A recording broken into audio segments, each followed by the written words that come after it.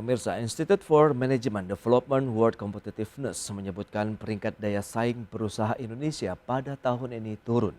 Posisi Indonesia berada di peringkat 44, turun 7 peringkat dibandingkan dengan tahun 2021 di posisi 37. Institute for Management atau IMD World Competitiveness Yearbook 2022 menyebutkan peringkat daya saing berusaha Indonesia pada tahun 2022 ini mengalami penurunan dibandingkan tahun lalu. Tahun ini Indonesia menduduki peringkat ke-44, turun 7 peringkat dibandingkan tahun 2021 di posisi 37. Bahkan penurunan peringkat ini jauh lebih besar jika melihat hasil tahun 2020 yang tercatat di posisi 20. Demikian juga dengan tahun 2019 yang berada di posisi 32. Adapun penilaian dari posisi peringkat tersebut berdasarkan 4 faktor, yaitu kinerja ekonomi, efisiensi pemerintah, efisiensi bisnis, dan infrastruktur dengan masing-masing memiliki 5 subsektor. Performa ekonomi Indonesia turun dari posisi 35 pada tahun 2021 menjadi 42 pada tahun 2022. Kemudian efisiensi birokrasi juga turun dari 26 pada tahun lalu menjadi 35 pada tahun ini. Selanjutnya dari sisi efisiensi bisnis tercatat ikut turun dari posisi 25 pada tahun 2021 ke posisi 31 pada tahun 2022. Meski demikian, masih ada faktor mengalami perbaikan, yakni pembangunan infrastruktur yang naik peringkat ke posisi 52 pada tahun ini dibandingkan posisi 57 pada tahun 2021. Sementara itu, posisi pertama peringkat daya saing berusaha ini ditempati oleh Denmark dan Swiss menduduki peringkat kedua. Sedangkan peringkat ketiga diisi oleh negara tetangga Singapura yang berhasil naik peringkat setelah tahun lalu turun ke posisi 5.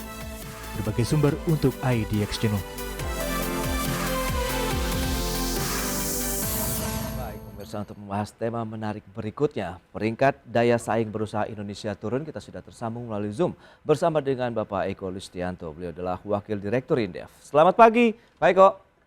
Ya, selamat pagi Mas Bras. Ya, salam sehat, Pak. Alhamdulillah sehat. Baik, terima kasih atas waktunya. Ini menarik dengan data yang sudah disampaikan. Bagaimana nih analisis terlebih dahulu dari Indef nih mengenai iklim investasi di Indonesia dan juga daya saing berusaha di Indonesia hingga saat ini. Pak Eko, silakan. Ya, baik, terima kasih ya. Ya, data dari IMD tadi itu menggambarkan ya sebetulnya ya kita masih harus terus berjuang begitu ya untuk memperbaiki daya saing investasi kita begitu ya. Salah satunya kan tadi disampaikan ya aspek efisiensi ya di beberapa sisi, baik pemerintah maupun bisnis juga masih perlu dibenahi begitu, walaupun ada sisi perbaikan dari sisi infrastruktur. Nah, sebelum masuk ke situ sebetulnya ya secara umum ya ini salah satu rilis ya yang dilakukan oleh lembaga internasional ini menurut saya penting ya untuk menjadi concern dari terutama para pengambil kebijakan, karena ya datanya ini kalau kita lihat metodologinya cukup ketat begitu, dan banyak sekali ya indikator-indikator yang dibandingkan sebetulnya ya di dalamnya dibandingkan dengan negara lain. Jadi kalau kemudian peringkatnya turun, nah ini pasti ada sesuatu yang memang belum berjalan sebagaimana mestinya begitu Mas Bras. Oke, tapi kalau kita lihat dengan peringkat Indonesia turunnya cukup lumayan nih, 7 peringkat dari posisi 37 ke 44 begitu. Sebenarnya Anda melihat sebenarnya bagaimana sih kondisi Indonesia saat ini? Apakah benar-benar daya saing kita sedang turunkah? Padahal kan kita tahu beragam kebijakan sudah ditempuh pemerintah nih untuk mengambil bagaimana langkah-langkah investasi, kemudian meningkatkan aktivitas perekonomian lagi begitu. Baik kok. Iya, kalau kita lihat ya sebetulnya ya tidak hanya Indonesia ya, ada beberapa juga di negara Asia Tenggara yang kalau saya perhatikan Oke. itu juga kecenderungannya peringkatnya turun ya. Ya pertama tentu saja katakanlah ya pemeringkatan ini dilakukan dalam kondisi pandemi gitu ya. Jadi situasinya itu memang sangat ini ya, sangat relatif juga bagaimana kemudian aspek kesehatan.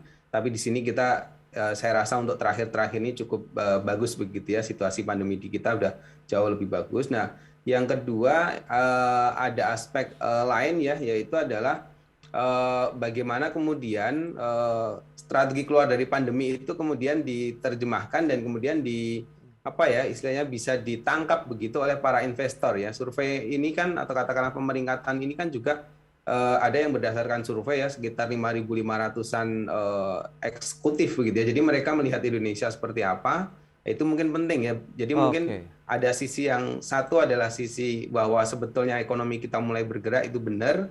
tapi sisi yang lain mengkomunikasikan kepada calon-calon investor yang mau masuk ini apakah sudah terkomunikasikan dengan baik atau belum ya Ah, capaian-capaian dari Indonesia ini begitu. oh, berarti ada semacam disinformasi begitu yang mungkin belum sampai kepada eksekutif dunia begitu mengenai kondisi Indonesia yang saat ini sebenarnya sudah dalam kondisi yang cukup baik begitu Pak Eko. Saya rasa itu ya salah Hmm, satu bagian penting juga ya. Kalau saya perhatikan di dalam laporannya itu juga survei dilakukan ya ketika bulan Februari ya sampai awal Mei begitu. Jadi itu masa-masa memang eh, ya eskalasi geopolitiknya juga lagi naik begitu ya. oke. Sehingga kemudian pasti semuanya itu mempengaruhi ya dari bagaimana cara mereka kemudian juga menjawab begitu ya terkait dengan potensi Indonesia sendiri begitu.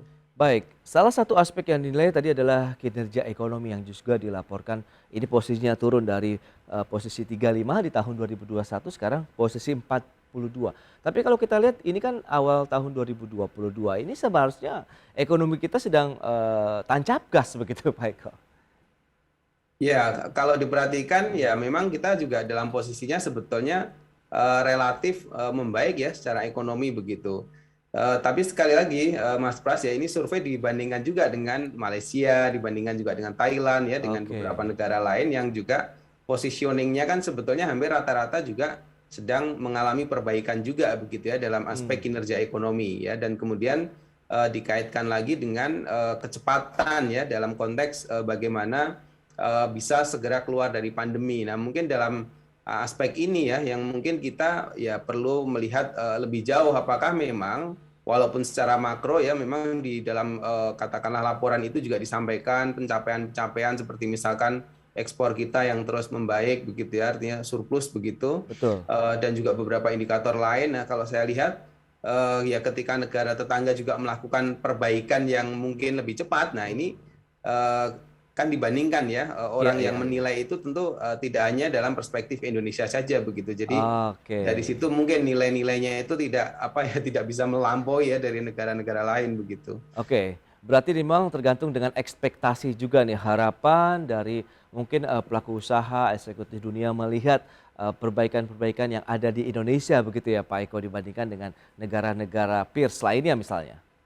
Ya, saya rasa itu sih bagian-bagian yang apa ya perlu menjadi perhatian begitu. Oke, berikutnya ada efisiensi birokrasi. Ini juga menarik kalau kita cermati juga turun dari posisi 26 begitu sekarang jadi posisi 35.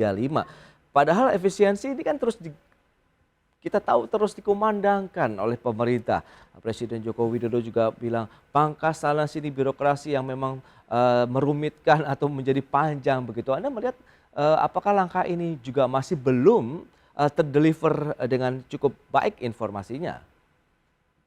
Eh, kalau melihat dari apa ya data itu ya memang begitu ya kenyataannya Oke. di level para ininya ya para kita sebetulnya konsumen ya di Iya, iya, iya. calon-calon investor ini masih melihat kerumitan-kerumitan itu terjadi begitu di lapangan begitu. Oh, Sungguhpun ya kita juga harus mengapresiasi ya upaya-upaya yang dilakukan oleh pemerintah iya, begitu ya iya. dengan apa OSS-nya dan berbagai kebijakan lain yang Betul. arahnya itu memang semakin membuat sederhana begitu. Tapi kan ini baru dari sisi versinya pemerintah Hmm, begitu.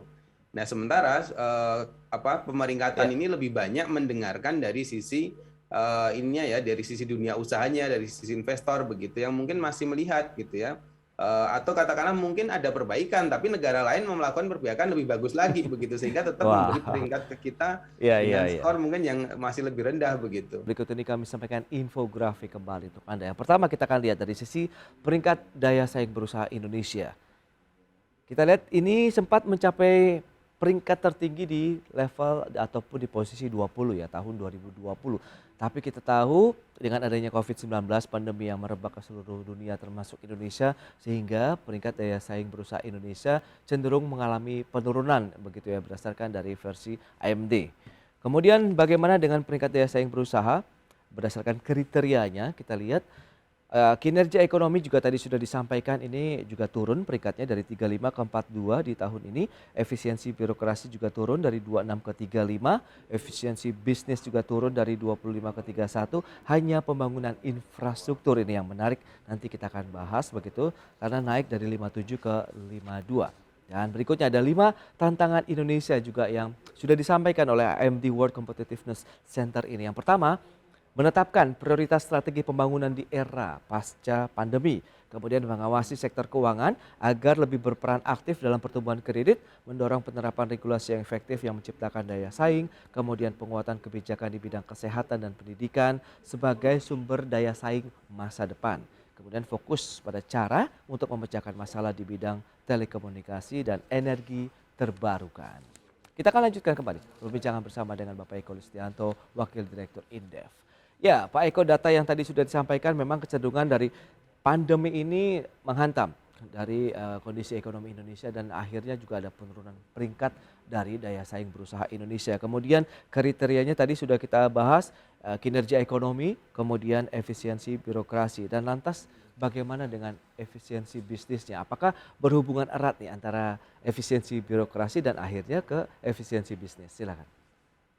Ya tentu saja ya kalau kita perhatikan ya indikator tersebut ya efisiensi birokrasi ya tentu saja berkaitan dengan bagaimana katakanlah ya mendapatkan lisensi ya izin dan lain-lain begitu ya Oke. dengan pemerintah. Nah sementara di sisi bisnisnya adalah berkaitan dengan ya cost structure-nya mereka juga begitu ya.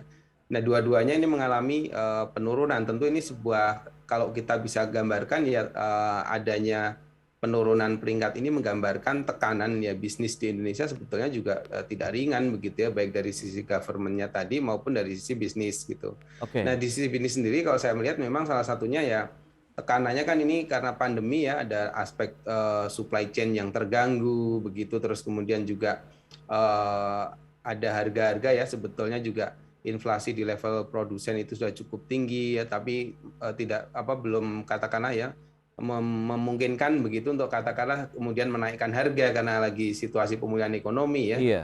Situasi ini saya rasa dirasakan gitu oleh para eksekutif tersebut sehingga kemudian ya memberi penilaian semacam itu begitu. Baik, tapi kalau kita lihat sebenarnya intinya di mana sih kenapa akhirnya tadi efisiensi birokrasi, kemudian efisiensi dari bisnisnya pun mengalami hambatan. Padahal kan kita tahu juga tadi seperti yang sudah disampaikan, efisiensi kemudahan berusaha juga sudah diterapkan begitu dengan cukup masif di semua lini usaha bahkan untuk bisa menarik lagi investasi baik dari dalam negeri maupun yang luar negeri. Baik kok.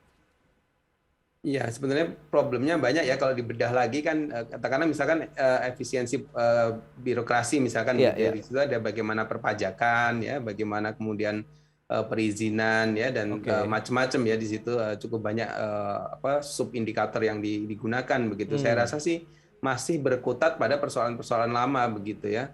Di mana memang ini ya tidak mudah juga begitu bagi kita begitu ya untuk merubah ya karena ya bagaimanapun kan ini tidak hanya bergantung dari bagaimana kinerja di pusat ya kadang juga ada di daerah begitu yang semuanya harus Oke. ada sinerginya sebetulnya begitu. Kalau misalkan di pusatnya udah kelihatan bagus di daerahnya masih banyak tantangan biasanya juga jadi kendala mereka juga dan itu kemudian disampaikan kan melalui data-data independen semacam ini begitu. Oke, itu dia yang mungkin Anda sampaikan tadi pada saat pusat menentukan bahwa harus mengambil kebijakan A, ini dari hierarki bawah sampai atas, atas sampai bawah maksud saya begitu, sama harusnya begitu. Sehingga ini akan bisa terdeliver informasinya kepada dunia usaha Pak Eko.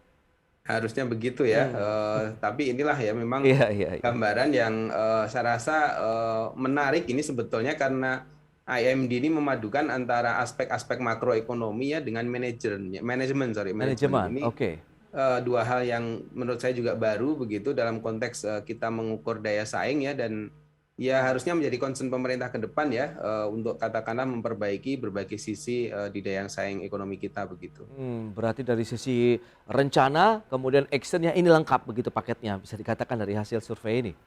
Iya bisa dikatakan Oke. demikian. Baik, lantas ini menarik aspek infrastruktur yang juga mengalami justru ya ini meningkat dibandingkan dengan aspek lainnya. Anda melihat masih sejalan dengan upaya pemerintah untuk terus membangun infrastruktur demi mendukung laju ekonomi kita.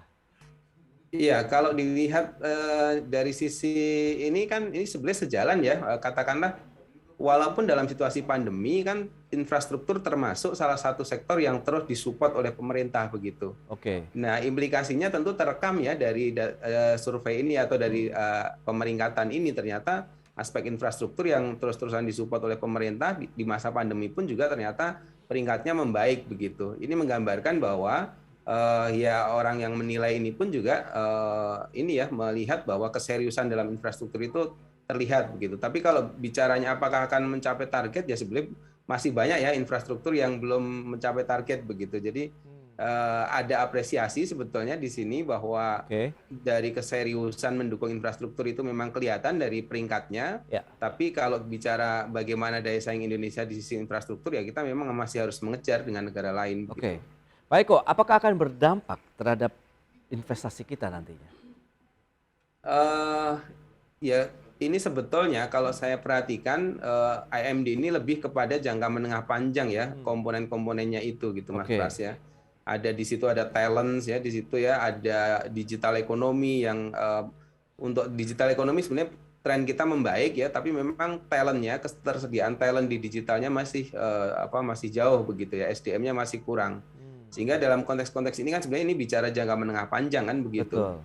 Nah, ke depan gimana dengan investasi kita sendiri ya? Kalau yang ada sekarang ya sebetulnya masih mengikuti tren yang lama ya. Artinya ada pemulihan ekonomi ya, kemudian investasi mulai meningkat lagi begitu saja begitu. Baik. Isu-isu yang baru di IMD ini seperti isu energi hijau semacam itu harusnya mulai diadres ya untuk meningkatkan daya saing kita, tetapi sepertinya ini masih butuh proses begitu. Ya, baru saja kita berbincang dengan Kadin Indonesia, memang nampaknya investor asing masih banyak yang tertarik, tadi salah satunya Jerman, untuk menanamkan investasi mereka di energi hijau kita begitu. Sebenarnya ini kita masih ada peluang, masih menjadi primadona, tinggal dibenahi lagi saja tadi beberapa aspek tadi, misalnya dari sisi birokrasi, efisiensi bisnisnya begitu ya, Pak Eko. Ya, saya rasa itu sih memang ya yang harus dilakukan ya. Oke. Dua aspek itu dicapai, saya rasa pemeringkatannya ke depan akan lebih baik lagi begitu. Nah, lantas bagaimana nih dengan Undang-Undang Cipta Kerja juga yang digadang-gadang menjadi salah satu penggerak ekonomi dan investasi? Seberapa jauh Anda melihat efektivitas dan efisiensi? Kalau diplotingkan dengan kenaikan dari peningkatan investasi, memang kelihatan ya PMA dan PMDN kita terjadi peningkatan, katakanlah triwulan 1 ini kan naik 28% begitu dibandingkan tahun lalu ya, seiring juga dengan pemulihan ekonomi. Tapi kalau dari sisi komponen di dalamnya ya, UU Ciptaker sendiri itu juga bicaranya lebih agak jangka menengah panjang sebetulnya begitu, bukan sesuatu yang bisa kita lihat setahun 2 tahun begitu, sehingga dampaknya belum terasa besar ya kalau menurut saya begitu dari Ciptakernya itu sendiri begitu. Tapi dari sisi tren pemulihan itu lebih dominan dibandingkan, jadi lebih dominan dari situasi ekonomi dari pandemi yang membaik dibandingkan dari perubahan regulasi yang ada begitu Mas Pras. Oke, lantas Indef mungkin bisa memberikan rekomendasi kira-kira jangka pendek yang mungkin harus segera ditempuh juga nih untuk memperbaiki kondisi yang ada sampai nanti ini on the track lagi nih dengan jangka menengah panjangnya. Oke ya, saya mereferensi kepada report IMD itu ya, bahwa ada 3 aspek yang dikhawatirkan begitu. Pertama soal kenaikan inflasi ya di level global, tapi di nasional juga sama. Terus yang kedua geopolitik, Rusia Ukraina ini masih jadi tekanan, dan supply chain ya. Jadi saya rasa memang ya sama ya dengan rekomendasi itu, kita juga harus menyasar kepada 3 aspek tersebut begitu. Terutama mengendalikan harga di dalam negeri sehingga nanti memastikan bahwa ya investornya tetap tertarik gitu, karena kalau daya belinya turun karena harga-harga naik kan investornya jadi ini lagi ya, nunggu-nunggu lagi gitu untuk investasi kita ya. Semacam itu. Ujung-ujungnya adalah bagaimana untuk menjaga daya beli atau konsumsi masyarakat begitu ya, Pak Eko, tadi dengan memperhatikan inflasi global, kemudian ini juga kita tahu tren inflasi kita juga naik ya dalam beberapa bulan terakhir, demikian juga dengan geopolitik yang tidak tahu sampai kapan akan berakhir, dan supply chain. Nah, kalau kita lihat dengan kondisi yang ada, dengan beragam bauran kebijakan yang ada saat ini, Anda optimis tidak bahwa kita bisa terbebas dari kondisi saat ini? Saya sih masih cukup optimis ya, bahwa ya paling enggak kalau kita bandingkan dengan tahun lalu, situasi tahun ini akan lebih baik gitu. Di tengah beberapa tantangan tadi ya, akan lebih baik dari 2021 begitu. Nah, tinggal bagaimana nanti di 2023 di mana relaksasi ini sudah berakhir ya. Ini harus jangan kemudian membuat ekonomi kita kendor lagi gitu. Jadi ya harapannya di tahun depan ya kita lebih baik tanpa harus banyak katakanlah lakukan relaksasi yang atau katakanlah program PEN kan sudah berakhir begitu ya, itu akan menjadi normal lagi lah gitu kira-kira ekonomi. Ya, ekonomi normal dan semoga juga daya beli masyarakat tetap terjaga. Ya, yang penting itu begitu. Pak Eko, terima kasih banyak ini atas waktu dan sama-sama, sharing yang Mas. Anda sampaikan juga untuk pemirsa ID. Dan semoga daya saing berusaha Indonesia nanti di periode berikutnya akan lebih baik lagi dengan upaya-upaya yang sudah dilakukan oleh pemerintah. Selamat melanjutkan aktivitas Anda kembali. Salam sehat, Pak Eko. Ya, Terima kasih. salam sehat. Ya pemirsa, 1 jam sudah saya menemani Anda dalam program Market Review. Saya Prasetyo Wibowo beserta kerabat kerja yang bertugas undur diri. Terima kasih dan sampai jumpa.